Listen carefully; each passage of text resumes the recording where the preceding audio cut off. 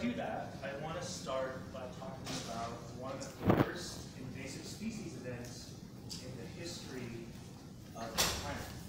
It started in 1976 in Japan, and very quickly spread across most of the developed world, and it had a catastrophic impact economically to many vulnerable demographic groups. So, of course, what I'm talking about is space invaders. And what I've learned is actually most of the people in this room right now are too young and like, oh, space invaders.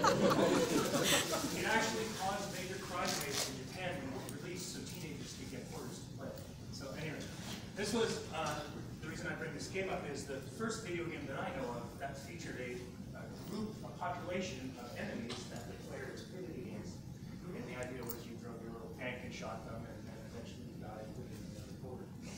So I say this because for many, many, many thousands of video games that do feature populations of enemies that are pitted against the player. And all of them eventually die, it's fine, and they act on basic scripted behaviors. And I would like to say that we finally defeated this invasive species because they failed to adapt to our teenagers' ability to kill. But the question is, what if they could adapt? What if that was an evolving population? And that's what we're doing with the Beacon grant that we established, an evolutionary video game design studio staffed full-time by undergraduates in the summer. We're developing evolutionary video games. These are some of our graphics for some of the games that we've been working on, just because they've been complete. Now, many of you who, well, some of you probably will play video games, some of you will make it a social lifestyle, so probably not, are like, well, evolutionary video games have already been done, right? I mean, even back in the 80s, there was an application called Evolution, right? And then evolving soccer players and combat, stuff like that. Games called Evolve and that, and there's evolution in the Pokemon. I kid you not. And it's been done a lot before, and it's been done spectacularly badly every 3 times. Okay?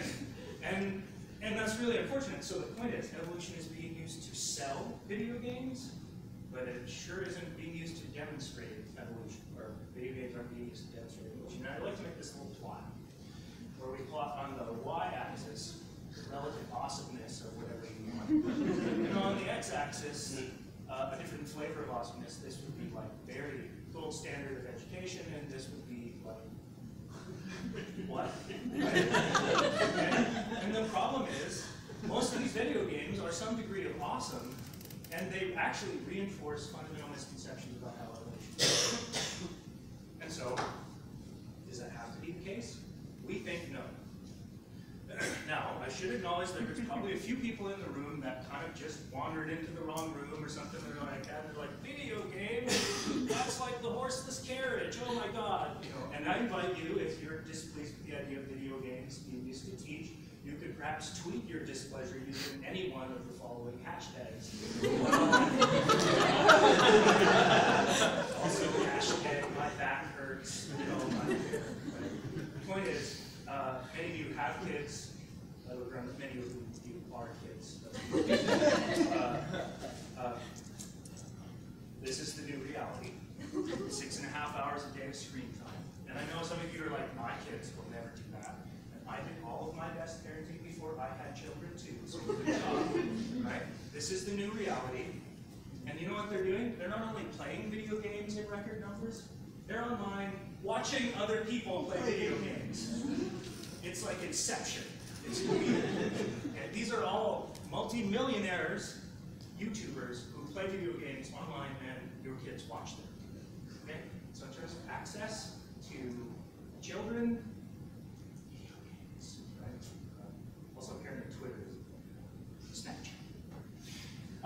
So our premise, we established a studio called Polymorphic Games, and the driving question is, can models of biological evolution actually make better video games?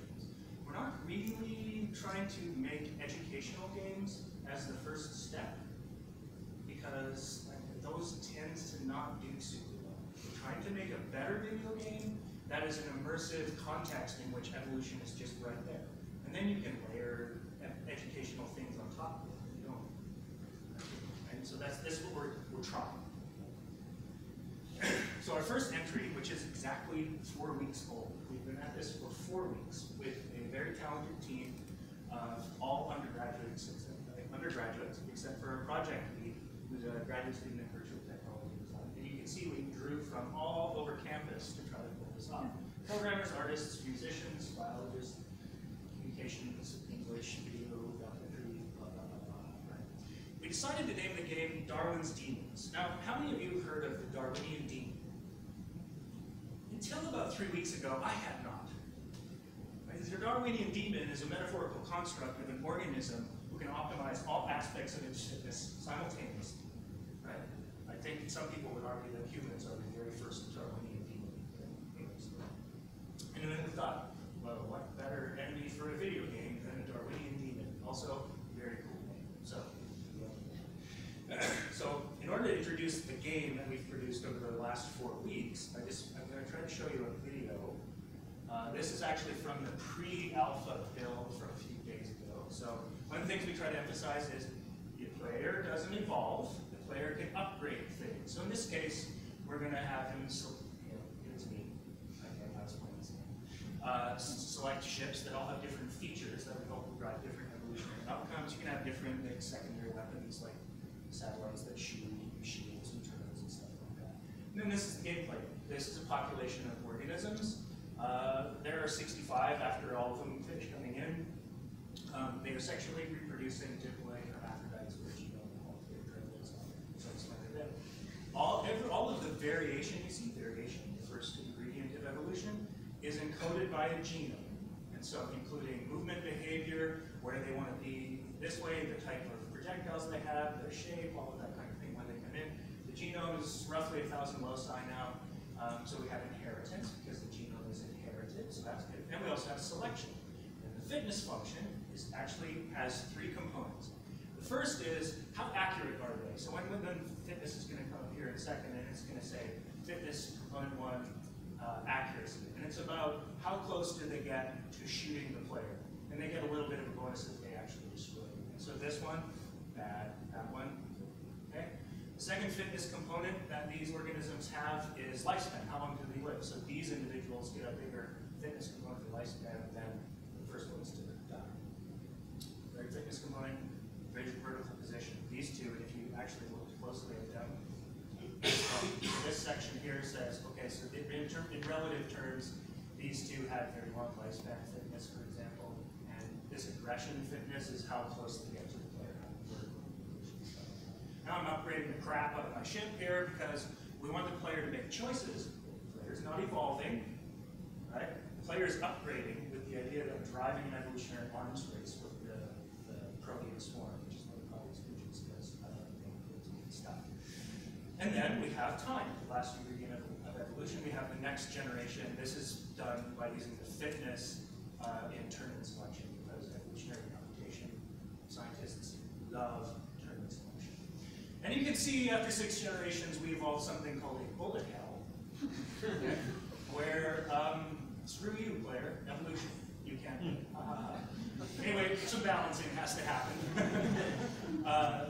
So the idea is that the player experiences evolution because the aliens that are best suited to countering the player's strategy adapt and evolve and have more babies for the next generation. This is our logo for Darwin's Demons because it's like a finch with a tentacle. Because, yeah, I have tenure, so doesn't matter. Anyway, 4 weeks, a bunch of undergrads, that's what we did. Now, if you want to get your nerd on, the game, of course, produces tons of data that's suitable for ingestion into R.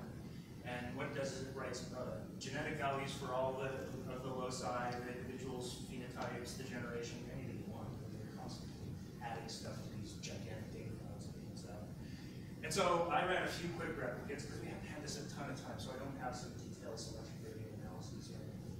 So here are 3 replicates where what it is, I went in and turned off all fitness functions. And I just played the game for 20 generations. This is a cool astronaut in our game that it's like concept art for artists. And you can see there's not a lot of evolution going on. This is generations, and this is a trait called dominance. Dominance, the higher it is, the earlier they're allowed to come in that wave. So the most dominant creature is the first one on the screen in that wave. And the least dominant creature is the last one. So the idea is we thought, well, we didn't really know anything. Every time we think this is how it's going to evolve for sure this time, they're like, nope, no, not that way. Anyway, so this is what genetic drift looks like in the game. The colored dots are the different colors of the alien types, also encoded by at least static, the interactive below style. You can see there's a big mixture of colors. You can't really say much about this. Here's when I turn the fitness functions on and play the game the same way. Oh, no, logo. So we appear, we have to do some statistical tests, we appear to be selecting for increased dominance. This was tremendously surprising because what we thought would be like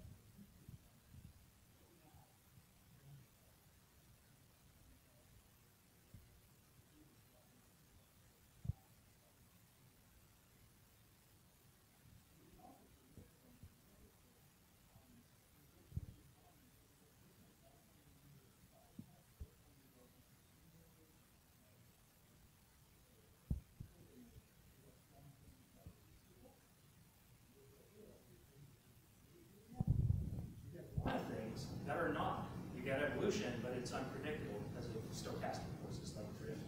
65 individuals isn't a lot, or random mutation. By the way, one concession I have to make to the art here is the mutation rate pretty high. All right, gotta go.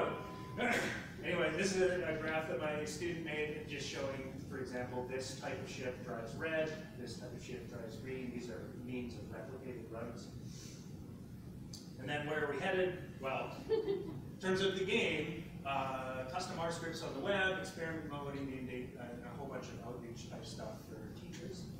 And then in terms of deployment, we're going to go to Steam Greenlight in a couple of weeks and add a whole bunch more cool stuff. And what I really need to tell you is that now download the alpha, polymorphicgames.com, and then either on Facebook or on Twitter, you can tell us, you got to change this. Why does it do this? Measure selection like this. Why, your population size is too big, too small, too ugly. I don't know. Anyway, if you know people that would enjoy trying this out and helping us out, like tell them about this website and have them download the alpha. Please, please, please. We would love some feedback.